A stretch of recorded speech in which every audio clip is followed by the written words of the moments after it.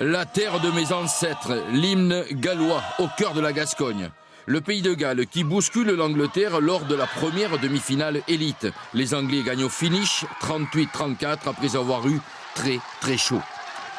L'Armagnac Bigorre espère une finale franco-anglaise. Si l'Angleterre a frisé la correctionnelle, la France part favorite face à l'Irlande. Dans les vestiaires, concentration, préparation, motivation pour éviter une désillusion. On va penser chacun à nos rôles.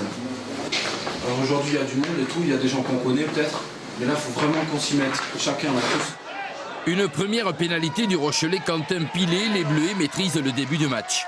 Et ce coup de rein de Mathieu Guillaumeau traversant la défense du trèfle laisse augurer un récital français.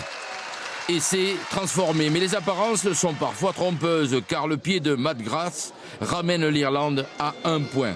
Cette insolente réussite tétanise les partenaires d'Alban Placine. Faute de main, faute de passe, faute tout court.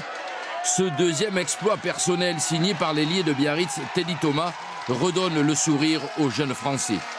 17-12, un espoir de courte durée car dans la foulée, Dan Levy piège une défense tricolore passive et c'est sous les poteaux 19-17 avec la transformation. Les moins de 18 ans de France tombent de haut.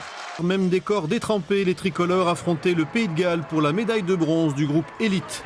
Des jeunes Français bien décidés à prendre leur revanche après leur début catastrophique. Si les Bleuets ouvrent rapidement le score sur cette pénalité de Quentin Pilet, le Rochelet des 40 mètres, la suite sera moins glorieuse. Copieusement dominés en touche, les Français multiplient les approximations. Des en avant et des mauvais choix à l'appel, bref, rien ne marche comme sur cette passe interceptée de Mathieu Guillaumeau pour un contre parfait signé Rhys Patchell, conclu sous les perches. L'ouvreur rouquin des espoirs de Cardiff, on le retrouve en fin de première période sur cet exploit personnel et sur une nouvelle faute individuelle côté tricolore.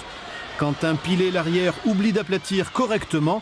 Patchell en profite pour doubler la mise. Résultat, les Bleus concèdent un retard de 12-3 au changement de côté. Le deuxième acte fera entendre le même son de cloche ou presque. Seul Jonathan Logel, le joueur du Racing, fera évoluer la marque sur pénalité. Le reste, c'est aussi cette bagarre générale qui vaudra 2 cartons jaunes simultanés aux juniors gallois. Pourtant, la domination française en fin de match, et ce à 15 contre 13, restera stérile, comme ici où Teddy Thomas est bousculé en touche.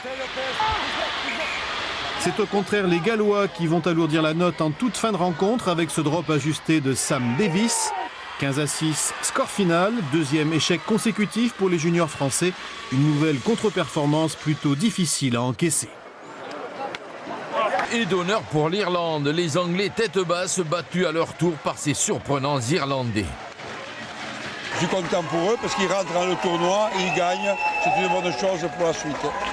Porté une nouvelle fois par le pied de Luke McGrath, l'Irlande piège l'Angleterre. 2 pénalités ici pour le capitaine demi de mêlée. Mieux, les jeunes du trèfle dominent cette finale élite. Preuve, cet essai en fin de première période inscrit par l'ailier Conor McKellin. 11-3 puis 17-3. Les Anglais pris dans la nasse irlandaise. Et cet essai en fin de match du pilier Alec Edburn ne change rien. L'Irlande s'impose 17-8 et inscrit pour la première fois son nom au palmarès de l'Euro des moins de 18 ans. Né à Revel, le trophée va donc grandir à Dublin.